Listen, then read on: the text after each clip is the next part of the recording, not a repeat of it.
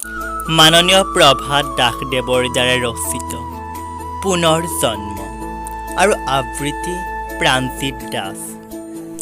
ডাষ্টবিনৰ পাৰৰ গলিতেই মোৰ জন্ম, ভদ্ৰ সমাজৰ জঠুৱা খাই তাৰে নাগৰিক হলো মই।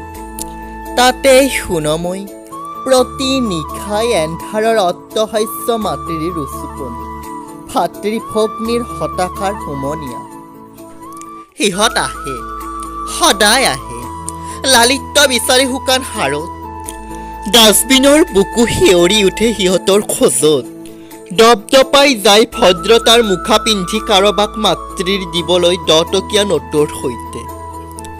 ডাষ্টবিনৰ পাৰৰ কোনো এক নৱাগতৰ ক্ৰন্দন, হয়তো আকৌ কোনো এটি হতভগাৰ জন্ম হ'ল, হয়তো মোৰে। প্ৰতিবাদৰ সুৰত চিঞৰি উঠিল গা গা, যেন মোৰেই পুনৰ জন্ম। ধন্যবাদ।